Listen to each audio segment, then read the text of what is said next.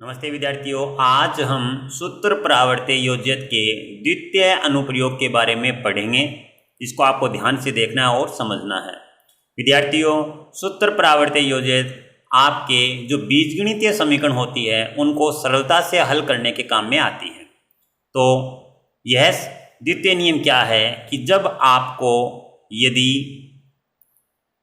आपकी समीकरण ax plus B बटा में p बराबर cx प्लस डी बटा में q इस रूप में हो तो यहां से चर का मान निकालने का सूत्र बन जाता है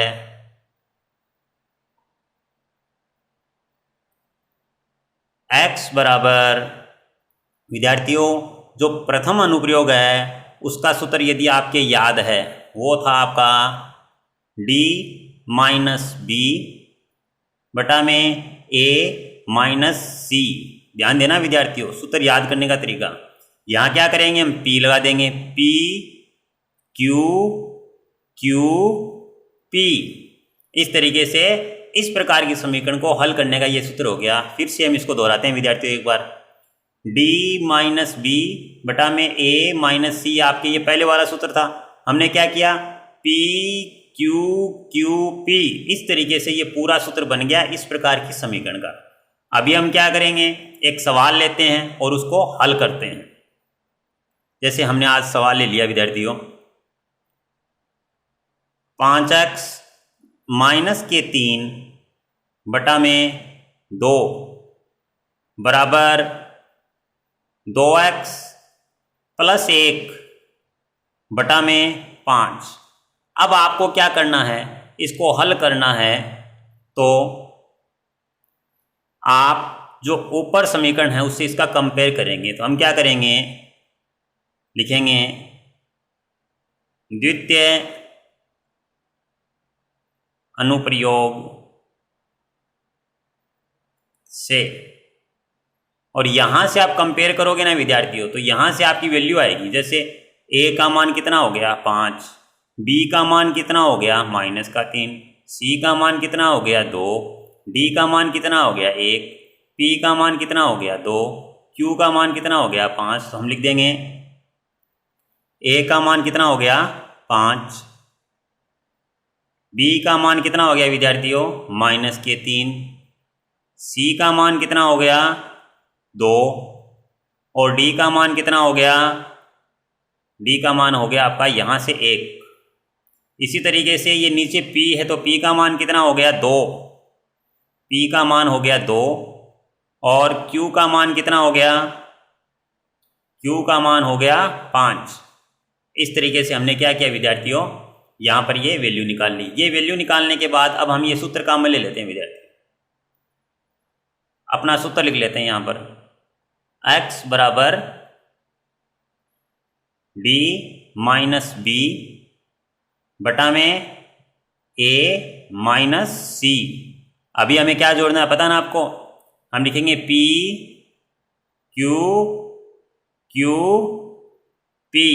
इस तरीके से इनको गुणा में लगा लिया विद्यार्थियों। अब यहाँ वैल्यू पुट करेंगे तो d का मान कितना है देखो 1। यहाँ विद्यार्थियों आपको ध्यान देना है, वैल्यू रखते वक्त आपको पूरा ध्यान देना है कि वैल्यू कोई गलत आप नहीं रखो। गुणा, फिर p का मान कितना है 2 माइनस आपका इस सूत्र में देखिए b का मान देखिए विद्यार्थियों, b का मान है माइनस के 3 तो ये लिख दिया हमने माइनस का 3। गुणा में q का मान कितना है विद्यार्थियों, q का मान है 5। इसके बाद विद्यार्थियों a का मान कितना है 5, q का मान है 5, फिर ये माइनस आ गया, सूत्र में माइनस है देखिए, c का मान 2 और यहाँ से p का मान देख लीजिए 2। इसको हल करते हैं विद्यार्थियों।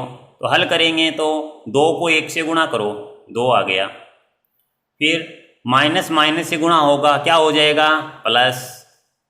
अब 3 को 5 से कर दीजिए, कितने हो गए 15, बट्टा में चलते हैं, 5 को 5 से करें 25 ये माइनस लगा दिया और 2 को 2 से कर दो 4। इस तरीके से इनको जोड़ेंगे तो कितना आ गया 17 और 25 से 4 घटा दीजिए, कितना आ गया आपका 21। तो हमारा यहाँ पर आंसर आ गया, x का मान आ गया आपका 17/21। इस तरीके से विद्यार्थियों ये द्वितीय जो आपका अनुप्रयोग है उस पर आधारित यह सवाल था, इसको आपको ध्यान से देखना और समझना है। विद्यार्थियों अभी हम एक सवाल करते हैं जिसको ध्यान से देखना है। अब ये सवाल जैसे परीक्षा में आ गया, या तो आपके वहाँ पर लिखा हुआ आ जाएगा कि सूत्र परावर्त्य योजिते के अनुप्रयोग के द्वारा इसको हल कीजिए या द्वितीय अनुप्रयोग के द्वारा हल कीजिए। तो अब हम इसको सवाल को करते हैं।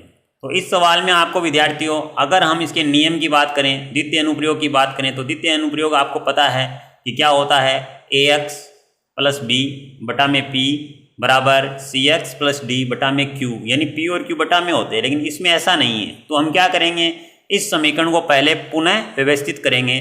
तो हम लिखेंगे पुनः व्यवस्थित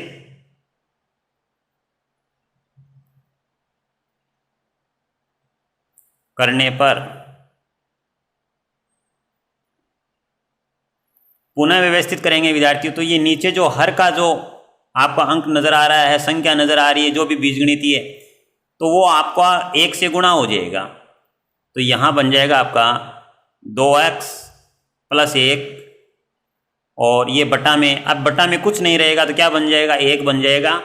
और यहाँ से ये पूरी जो संख्या है बीजगणितीय ये यहाँ आकर क्या हो जाएगी, गुणा हो जाएगी। तो ये ऊपर आ जाएगा, यहाँ बन जाएगा 3x + 4 और बटा में क्या आ गया 3। अब विद्यार्थियों ये आपकी एक समीकरण बन चुकी है द्वितीय अनुप्रयोग के द्वारा।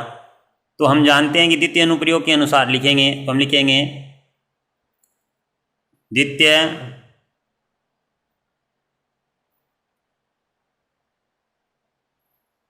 अनुप्रयोग से,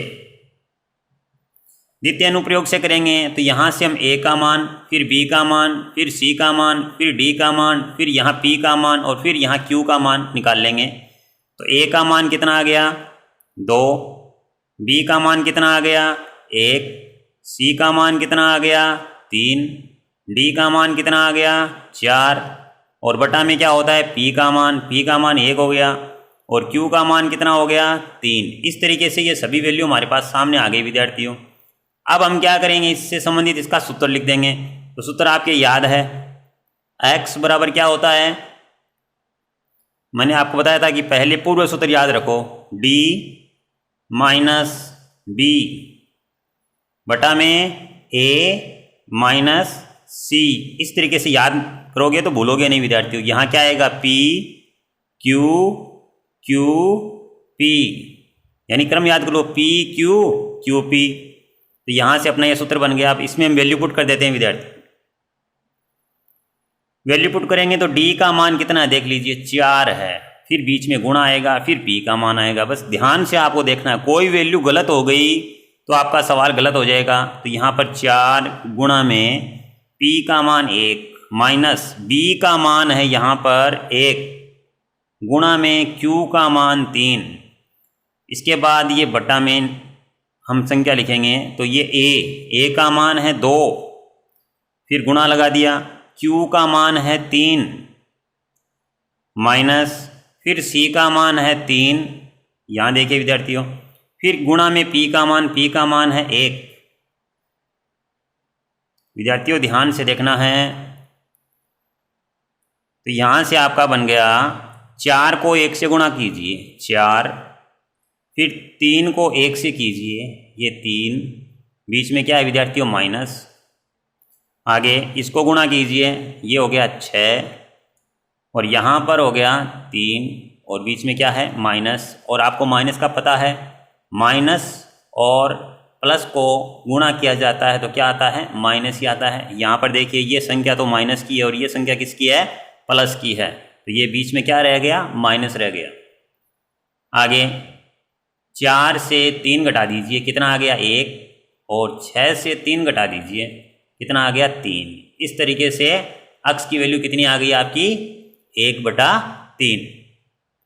विद्यार्थियों, जो सवाल आपको नज़र आ रहा है इसका सही जवाब आपको कमेंट बॉक्स में ज़रूर देना है।